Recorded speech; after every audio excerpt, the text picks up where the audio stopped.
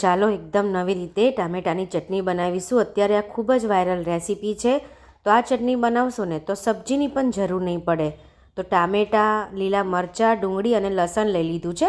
એને મેં સરસ રીતે વોશ કરી લીધું છે. હવે આપણે આ ગેસ પર આ રીતે જારી મૂકવાની છે અને ટામેટાં મૂકી દઈશું. આ રીતે આપણે એને ગોઠવીને મૂકી દઈશું. સાથે લીલા મરચાં મૂકી દઈશું. તો ગેસની ફ્લેમ છે ને એકદમ ધીમી જ રાખવાની છે.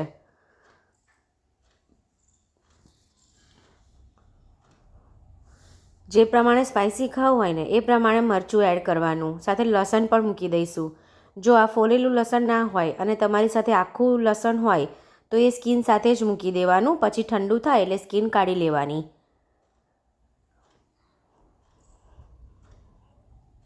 આ રીતે આપણે એકદમ ધીમા ગેસ પર શેકી દઈશું અને બધી સાઈડ આપણે ફેરવી અને શેકી દઈશું. તો જોઈ શકો છો કેટલું સરસ આપણું મરચું શેકાયું છે. ટામેટાં શેકાશે એમ એની સ્કીન પણ ઉપર આવી જશે. તો અત્યારે ખૂબ જ વાયરલ રેસીપી છે અને આ ચટણી રિયલીમાં ખાવાની બહુ જ મજા આવે છે, કારણ કે આપણે શેકીને બનાવીશું ને એટલા માટે.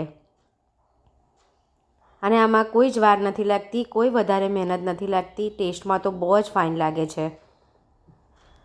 આ રીતે આપણે બધું ફેરવી અને શેકી લેવાનું છે.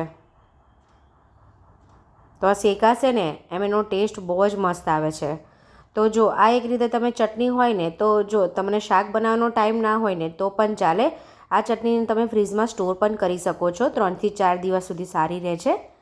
તો આ રીતે શેકાશે એમ મેં બધું કાઢી લીધું છે એક ડીશમાં. ટામેટાને ઠંડા થાય થોડા એટલે એને ઉપરની સ્કીન કાઢી લેવાની છે.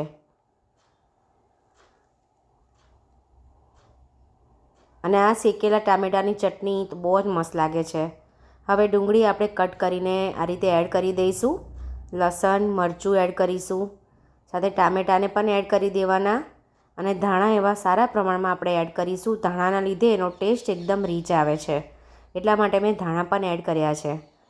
તો આ રીતે મેં સ્કીન કાઢી લીધી છે ટામેટાની અને આ રીતે આપણે એના પીસ કરી દઈશું.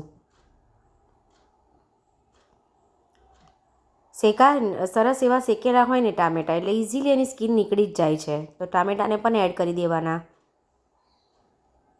અને આ રીતે ચોપર આપણે ચોપ કરી લઈશું.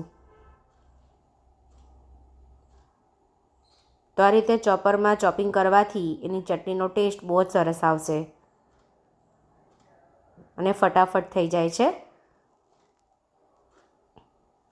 તો જો તમારી સાથે ચોપર ના હોય તો તમે ખાયણી પર આવે ને એમાં પણ કરી શકો છો આ ચટણીને.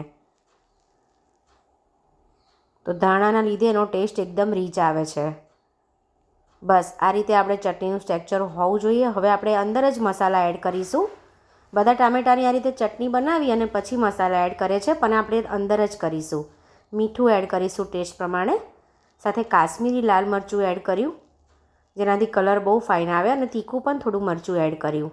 સાથે ધાણા જીરું અને ગરમ મસાલો એડ કર્યો અને 1 ચમચી જેટલું તેલ એડ કરીશું.